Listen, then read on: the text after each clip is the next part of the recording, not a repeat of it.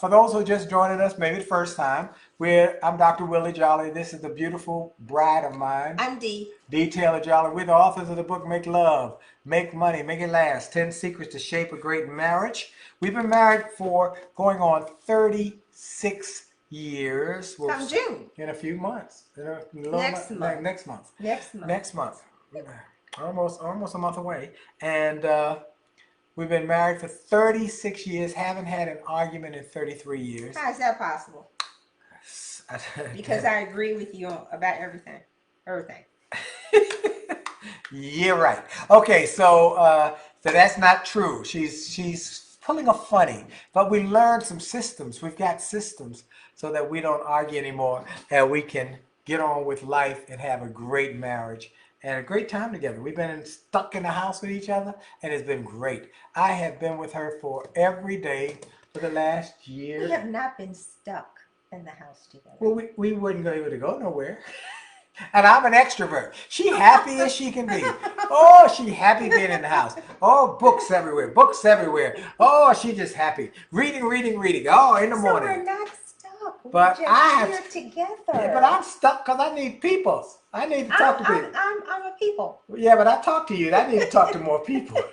I go to. You get to talk to people on Zoom.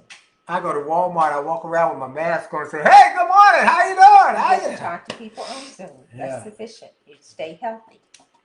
Anyway, well, welcome everybody. We ask you to share this with everybody in your network. Anybody you really care about. Now, we had a discussion today, an intense discussion about whether we were going to have a show next Monday night. You had an intense discussion with whom? You. About whether we were going to have a show next Monday night. Because? It's Memorial Day.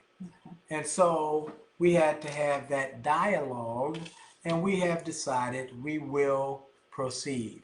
We will proceed on and have, that's the plan. The plan is that we're going to, what in the world? Let's see what stuff you have distracted me. What? All your stuff that you have back there. Anyway, so we're gonna proceed on and hopefully be here next, God willing, and the creek don't rise. Don't rise. Don't rise. All right. So let me tell you what we're talking about tonight. It's a continuation. It's a continuation because it was such a powerful response from last week's show. Nagging. Let me start by giving you some scriptures. The Bible talks about nagging, and in Proverbs specifically. It says in Proverbs 27:15, a continual dripping on a rainy day and a quarrelsome spouse are alike. Proverbs 21:9 said it's better to live in the corner of a housetop than a house shared with a quarrelsome spouse. Proverbs, a foolish son is ruin to his father, and a quarrelsome spouse is a continual dripping of rain. And someone said it's better to live in a torn down shack than to live in a mansion with a nagging spouse. Now, I look at it from a completely different perspective, because the question is, how do you get your spouse or your partner to do what you want without nagging? So the question becomes, okay, so the Bible speaks of it, what really is nagging? Let me share this one though. Okay. Proverbs 31. An excellent wife, who can find her? She is far more precious than jewels. The heart of her husband trusts in her, and he will have no lack of gain. She does him good and not harm all the days of her life. She seeks wool and flax and works with willing hands. She is like the ship of the merchant. She brings her food from afar. We love a beautiful, wonderful spouse.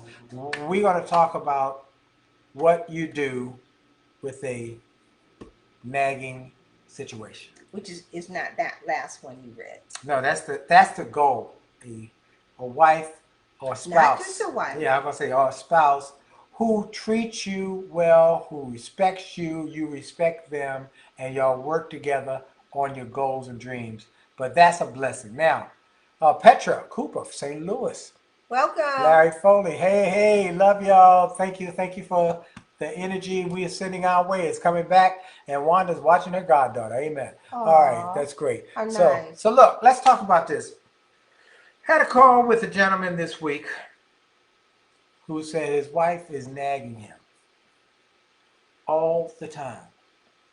It's one thing after another. So he thinks it's nagging. She might not think it's nagging. And this is true. And it's driving him crazy though. What do?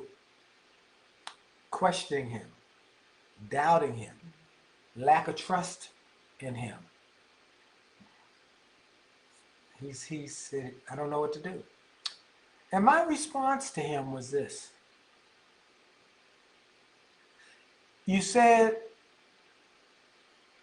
you married your wife for richer, for poor, for better, for worse, in sickness and health. So, as the old man said to me, when I went to him across the street when we first got married, I said, what's the secret to success? He said, boy, young man, young fella, when you got married, did you stand before the preacher and say, I do? I said, yes, sir. He said, now do the work. Do the work. And so what I said to this young man is this. You're going to have to show up for your wife on every leading side. If she is questioning you and doubting you and not trusting you, it's because something in that makeup is not been shored up. So she feels insecure. Insecure. Go back to what we say in the book, throughout the book, throughout the book, throughout the book, throughout the book. You got to make sure you give your spouse security. So if it's the female needs security. Yes, and intimacy. And I try very hard to give her intimacy, and that doesn't always mean sex. That means I try to make her feel warm inside. I gotta give her warmth inside, and I gotta make sure she security is safety, knowing that it's all going to be well, whatever it is we're going through, because we're going through this together. And we're going to make it through together. Yes. We're going to make it through so together. in the relationship with the couple that you're talking about, she's falling apart. It's not, and she's a successful professional woman. Successful but professional. In their marriage, with a new baby, she might be going through postpartum depression. Might be. That. Yep. Could but be. The bottom line is that she's feeling insecure. Silver Logan Sharp joined. I love Silver. By the way, let me give a shout out to a couple folks here. Olympia Longest Borley is one of the great wedding planners in America. You can look her up on, you can put it in the chat, Olympia. And then Silver Logan Sharp is a singer extraordinaire. I got her music on my phone in my favorites. Oh, I love her music. Y'all got to go check her out. She sing with Chic. Let's do the freak. Let's Chic. Welcome. And now she has got her own. She and her husband have a fantastic music project. Want to join? Love y'all all. Thank you. Love you. You want to make sure that you follow us, Willie.Jolley and Dee Taylor Jolley on all social media platforms. Subscribe to our YouTube channel, HappilyMarriedMondays.com. You can get all the episodes there. And let us know what topics you want us to discuss.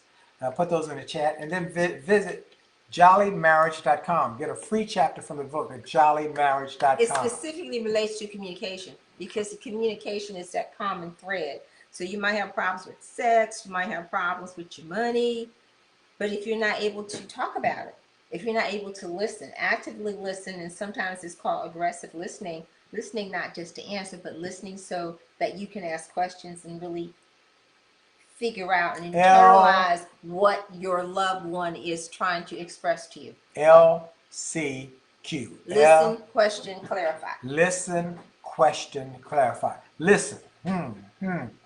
Question. So and you're saying... And listening is not just with the ears, but it's with the eyes, it's with the body. It's the whole thing. Being completely in tune and making sure engaged. That you're engaged and interpreting and discovering with your eyes, with your body, what your partner is saying to you. Okay, and what their issues are. Listen, question. Did you mean that? Oh, you didn't mean that. Oh, you meant, I didn't realize that. So you might have to restate what they're saying. That's is this right. what you really meant? Is this what you meant? Says that you've understood. That's right. And then listen, question, clarify. So you got clarity. Okay, let's talk about nagging. I know you know she's the teacher.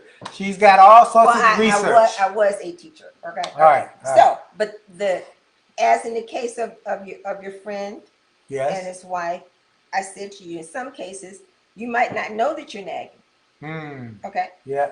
You might just be reminding. Just like me, like the other you. day. So I'm gonna get to that. Okay. So let's start with that first. Start with that first. So what is nagging? It's reminding people of something. Over and over again. Your spouse of something several times. After the spouse said, "I got it," or "I'm going to do it," but it's not done. And in our case, it's the registration for a convention that we're going to in Las Vegas. And I said to you, honey, how you speak. Yeah. I said, honey, did you register for the convention before the price goes up? And you said, I got this. I got this. I come back. It wasn't the same day. It was the next day. And I said, honey, did you register for it's almost going. The time is almost going. And I'm like, the price is going to go up, honey. And you said, I got this. I got this. This went on for about a week. And then I came back again. Now, according to some of the research psychologists say, by the time you get to the third time and you've asked somebody about it, it's starting to nag. You're getting on their nerves. So when you said, I got this the third time, I said, I'm not going to mention it anymore. If the price goes up, then the price is simply going up. So I didn't ask you anymore, did I? No, and then you came to me and you said today. I done it. It's done. I got the deal. I got the price. I got a relationship. It's all good. Okay. So it's all good. If you're constantly asking I got it at a deeper discount than you were expecting. And I said you did good, sweetie. I did. But I had to control. I had to let it go and not continue to ask you about it. Yeah. Okay. So is that could be nagging if I continue to ask you. If you continue to ask, I would say, "Look, I got this." Then it get frustration. And then get Holly. You didn't get. Oh, you said, "Oh, I got this." Okay. So number 2, you're nagging if you keep saying you're supposed to. Did you take out the trash? The word "you." Did you? You need to do. No. You cannot say that. No. You. For example, what do we do with the furnace? No, the filter. Yeah. Okay, so let me tell you. Change the filter. When you change the filter to the water filter, I said, we'll get to it. So last night. Honey, will you help me change the filter? Okay, I'll do it. So here's what happened. Y'all got to hear this. This is a good story. Bobby Kinzer in here. My man, Bobby Kinzer. Is this thing on? Is this thing on? So last night, she says to me, come on, let's do this. And I said, I did say let's. I said, will you? I said, will you help me? And I said, yes. Then that's our code for, okay, I want this done. So we opened the closet, the water closet. The water closet. And then I started trying to get... The water filter is for the main line where the water comes into the house. The main filter is on, of course. So I'm trying to open, and it won't move. So then she goes and we press the button. I go get the instructions. And I say at that point, stop. Let's stop. Call the plumber. He know what he doing. And I said, I got the directions. He told me what to do. And I got the directions. I got them. So I pull out the directions. She reads her little directions. Lefty loosey and righty tighty. So, after about 10 minutes, this thing ain't moving. And then we pressed the red button and lefty loosey. Loosen it up. It didn't work. He goes out to get dinner. I go get her. Because I had not cooked. I said, I'm going to go get you some dinner. I'm going to order dinner online and get a nice meal. I come back from the restaurant. Water everywhere. Water. It wasn't quite everywhere, but I was mopping water. I was mopping water. She mopping water. Water all in my office. Oh, Lord. So then I fall. I say, oh, Lord. I go get towels. I'm on my knees. Now, we got to do this before. This is at 5:15. We got church at, no, this is at 6. Almost 6 No, it o'clock. was not. No, No, it was about 5:30. You got All back right, about 5:30. all right, 5:30, 5:40. And anyway, we down there with towels. So we had to call the plumber. So I called the And plumber. turn all the water off. Turn all the water off. But we did it. We did it together. The plumber, now here's the thing. We did have to call the plumber. He said, call the plumber later on in the week. But because I said, would you help me change the water filter and we can do this now? And I said, call the plumber and we'll do later on in the week. Let the plumber help. But he was very cooperative to me. And then I apologized because there was water all over the place. Just all over my bags. Yes. My leather bags. Yes. All over my office. But it was leather, so it would dry, yes. But I apologized. I said, we sopping up water. Yeah. And then I said, and the plumber did come. But here's what I said to her. She said, I'm sorry. Bless folks, this is big. She said, I'm sorry. You told me to, I said, look, not a big deal. That's what I said, didn't I? You did. I said, not a big deal. We'll get through this. Let's move on. We got all the water up. The plumber came, and he said, good thing you didn't get that thing off because you had not shut off the main water. Didn't turn the main water control on. Right. We had the secondary. We thought the secondary was primary. He said if you had gotten that off without shutting off the main water valve to the street, we would have flooded. We would have been washing over this. We'd be in South Carolina, floating down the road down in Greenville. So, what is the lesson here, folks? We did not argue. We did not call each other names. We did not fuss. She told me, let's do it. I said, let's put it on later. She said, no. Will you help me do this? So that was, will you help me? No, will you help? And he was willing to try. I did. Bless his heart. He was willing to try. And what I want in exchange is a treat. Y'all know I want a treat. You know I want a treat. And you know what treat I like? It's the same treat. Calm down. I get all up close to her. Okay, so. Anyway. Use statements are associated with blame. So we didn't blame each other, even though you could have blamed me. Because that doesn't help this situation. I was the reason why there was water all over the floor. But that doesn't help the situation, folks. This is critical for y'all to understand. Blaming and saying, I told you, it doesn't help your relationship. It doesn't help your marriage. So we sopped up water together. We sopped it up together. We in this together. She was with a little mop. I got down on my floor with the He did. I had the mop, and he got on the floor with all the towels and stuff, and we sopped up water. We got it done. We got it done. We got it done together. Yeah. And we better today. Yeah. And I love her still. Oh, I appreciate that. She's my sweetie pie.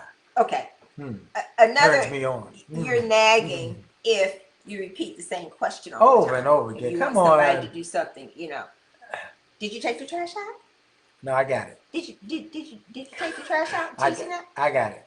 Did you empty the trash can upstairs in the bathroom? I got it. You know, I thought about that. That was one of the things that they were saying when you repeat all the same question. And then it gets this cycle. You and get then irritated. And what irritation does about that, yeah. It interferes with your intimacy. Woo! Go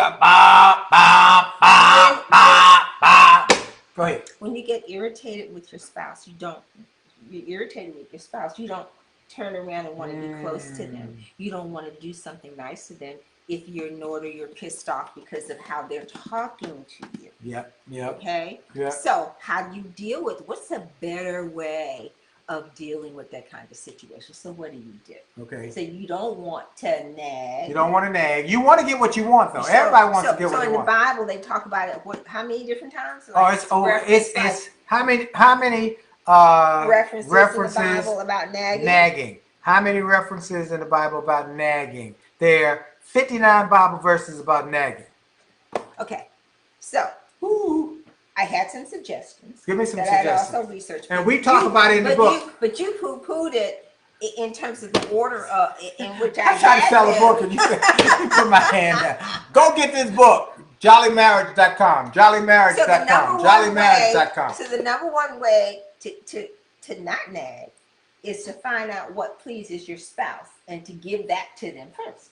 To condition them to positively condition your mate so that they're inclined to do what you want them to do. And our basic story is always the same. I use the same tactic all the time. You know it's the same tactic all the time, but It's you the like same. it. She conditions me. Y'all heard when we got married. She's a neat Quite a freak. few different things, but in terms of not making up the bed. I didn't make up the was bed. reading an article in AARP that says that when you make up the bed, it does affect your sleep. Having the made up bed and you come in and get in the bed that night, that it helps with your sleep pattern. Oh, really? It's like, oh, I got read that in AARP. Well, you know what? What? It didn't hurt me when I didn't make up the bed. I went to sleep. But let me tell you, let me get that thought in. When she wanted me to make up the bed, I had never made up my bed as a young adult, teenager. I'm getting back into the night. So she said, I want you to make up the bed. She kept saying it. But what she did was condition me. I kept saying it until I understood. And you did say to me, nagging does not work. Uh-huh. So I am not a stupid woman. Okay? Bobby Kennedy said, is this thing on? Is this thing on? You keep asking, is this thing on? Well, here's what she did. She didn't have to nag me. We talked about it. You just said, hey, Dee, that is not going to work for me. Nagging doesn't work. Right. I said, no, nagging don't work. And I had to figure out something else that was that important. So let's talk about the real deal. What she figured out. You hook a brother up, right? Brother will do whatever it takes. But you heard? Whatever it is that turns that person on. Maybe sex is positive conditioning. Latrice, positive conditioning. That's it. She conditioned me. I said, you know how to hook a brother up. Bam! I have made up the bed for the last 35 years. Every morning I get out of bed, I wake up, I make up that bed because I know that bed, because I know it's worth it. Yes. Okay, real quick, before we go any further, I got to talk to people real quick about something we're considering. We want you to know. Everybody every week says the same thing. Oh, we get it all the time. Man, a half hour is not long enough.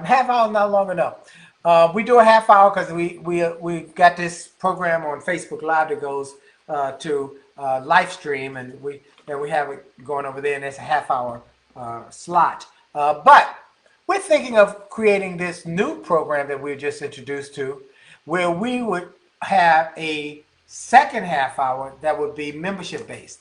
So for $5 a month, I think it's $5 a month or $10 a month, whatever it is, that we get a second half hour where y'all can stay on, or we'll have you on. Can we see them? And they can ask questions, and we can have conversations, and it's really cool. It's a new platform. So let us know if that would be something. It's like $10 or $15 a month for 5, 10, or 15. I think there are different options. And how much longer would you stay on?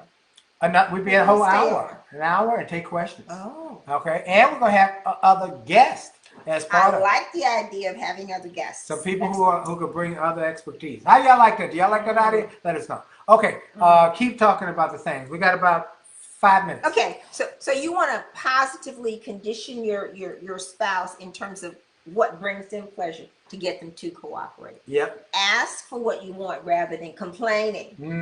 And be specific. Be specific as to what you want. Mm-hmm. Okay, like when I said, "Would you please register so we can get a cheaper price before the time runs out?" Okay. Latressa said she'd be interested. Good. Great. Accept what you do. Accept what you can and cannot control. Now, what does that mean? There's certain things about your spouse. For example, I gave up on the yard. I love the garden. For years, I had a garden when I had time. He was not inclined. He quit cutting the grass maybe 20-some years ago. Over 20 years. And so I replaced grass with mulch and bushes and all the trees and things that are in our yard. I actually planted them with help. Have somebody dig the hole, and I would say, "Would you put the tree in the hole, please, sweetie, or the bush?" Let me tell you, here's my running joke about my wife. First of all, Latressa would be interested in it. We got different people. Cheryl Johnson Foley said, that's a good idea. Wanda said, love it. Okay. And my man Bobby Kennedy, he said, I'd like to be a guest. All right. Okay. Here's what my wife with this yard thing. She's like the girl in the person who you see in the bathroom for a good time. Call so and so. She's like that with gardeners. No, I'm riding down the street and I see somebody with a beautiful yard, and I see a garden. I'm like, oh, Mr. Gardner, would you like a good time over my house and my yard? Because the challenge is we don't have grass. It is cheap to get somebody to just cut your grass. We don't have grass. Right, we got rid of the grass. I wasn't cutting it. I got rid of the grass more. We have bushes and mulch, and the weeds grow up. So I used to have the gardener. I'm still heartbroken. I had a gardener for same gardener for like 10 years, and then he left me. I'm still heartbroken. She is very demanding about this little yard. Okay, I don't get involved in it. Okay, I don't do it because I got a lot of stuff on my. Can't. So I have to let that go. So that was it. I have to let that go. I have no control over him. I like this one, number 6. Get that What? Number 6. Oh, that's because it says speak tenderly to your spouse. That's a big deal, folks. Big deal. Speak tenderly. She speaks sweetly to me. She never is curt. She's never, even when she's annoyed, and she don't get annoyed often, but let's say something bothered her, she would never be mean-spirited. Never. My wife is never mean-spirited to me. Ever. Correct. Ever. And I will say, you are getting on my last nerve. And what will I say? You start laughing. I start laughing. Yes. I say, okay, and she say, I'll say you are not cooperating. That is not what you're supposed to say. You're supposed to say A, B, C, D. And I say, sweetie pie. And then he'll kiss me. He'll do something really sweet. And I'm like, oh, okay. So I don't always get what I want in terms of his behavior, but he's always very sweet. So we're sweet to other. The book talks about 3 things you want to find in a spouse: smart, sweet, and sexy. Sexy. Come on now. Smart, sweet, and sexy. Boom. Y'all got to go get the book. How many of you do not have this book? Now, I am charging you, pushing you, and I told you last week, if you will order 2 copies of the book tonight, jollymarriage.com, tonight, we're going to send you a digital gift. I'm using anything I can to get you to get this book so you can grow your marriage, enrich your marriage, help your marriage. I want to see you'll be healthier and you'll be wealthier. Hello. So jollymarriage.com. Go get the book. Get 2 copies. We give a special deal for 2 copies. We'll sign it. We'll get it out to you ASAP, and you can grow together. Our time. Lastly, be complimentary. That goes along with speak tenderly to your spouse.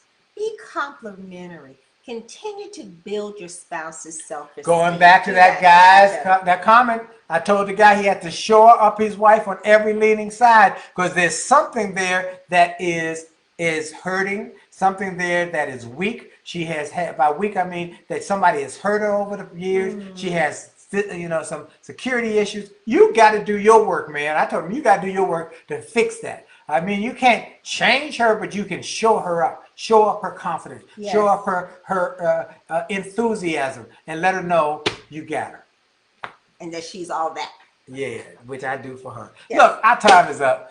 If y'all want to be interested in that, we'll be letting you know probably next week. Join us next week. We will plan to be on for Memorial Day because, hey, after by 9 o'clock, y'all have ate all the barbecue and all of the chicken and all of the greens and everything. You'll probably be asleep by then because you've overeaten. Yeah, y'all be tired. You had the itis. But that's okay. Join us 9 o'clock next Monday night. Memorial Day, a special show. We'll do something special for you. And thank y'all. Hey, look, we're trying to save 1 million marriages, enhance 1 million marriages. We want you to have a great marriage like we've been able to be blessed with because we worked on it and we got good mentors. Use our mentorship from this book and the people we interview. It'll help you. Hey, this is Dr. Willie Jolley. And this is Dee Jolley. Follow us on all the social media. Subscribe to our YouTube channel, happyandmarriedmondays.com. And let us know what topics you want us to discuss. And then, Willie Jolley Marriage. Order the book and then share it with your friends and family and tell them they can get a free chapter. This is Dr. Willie Jolley. And this is Dee Jolley. Jolley out. Thank you, Bobby, Kansas. I love you, man. Love you, love you, love you. All right. See y'all. God bless you. Bye-bye.